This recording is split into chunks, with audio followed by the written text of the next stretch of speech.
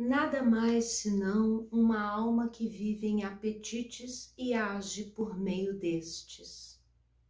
Pode-se chamar a figura exterior do lobo de encarnação desses apetites.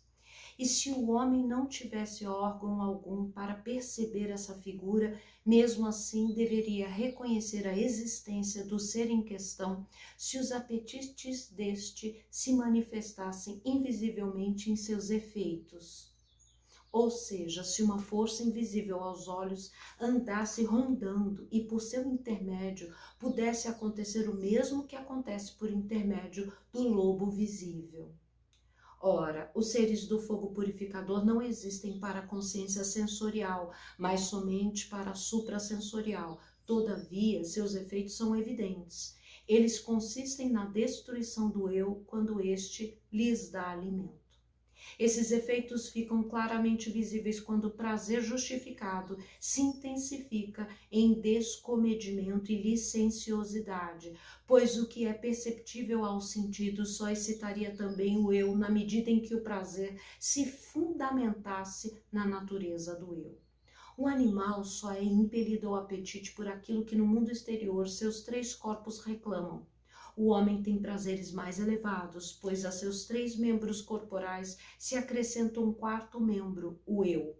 Porém, quando o eu cobiça um prazer que serve ao seu ser, não para a conservação e o desenvolvimento, mas para a destruição, tal cobiça não pode ser efeito nem da atuação de seus três corpos, nem de sua própria natureza, mas apenas daquelas entidades que, quanto à sua verdadeira forma, permanecem ocultas aos sentidos, mas podem justamente aproximar-se da natureza superior do eu e despertar-lhe apetites não relacionados com o mundo sensório, embora satisfazíveis apenas por meio deste.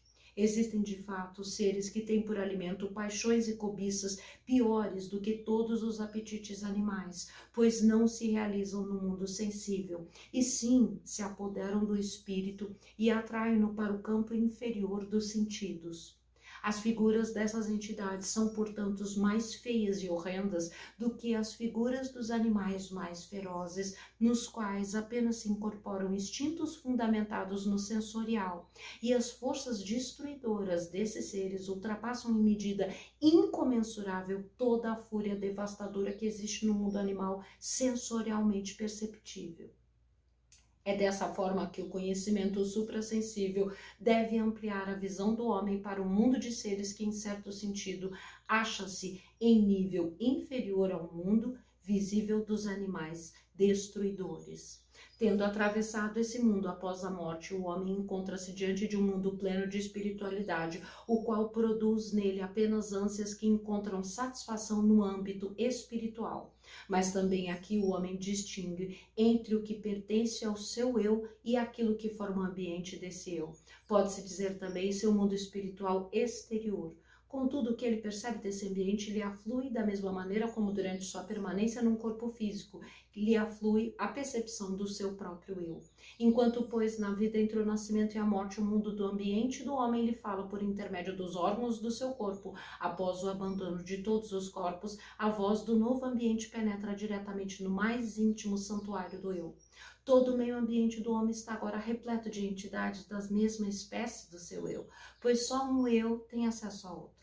Assim como minerais, vegetais e animais circundam o homem no mundo sensorial, compondo esse mundo depois da morte, o homem se acha envolto por um mundo composto por seres de natureza infernal ou espiritual. Ciência oculta.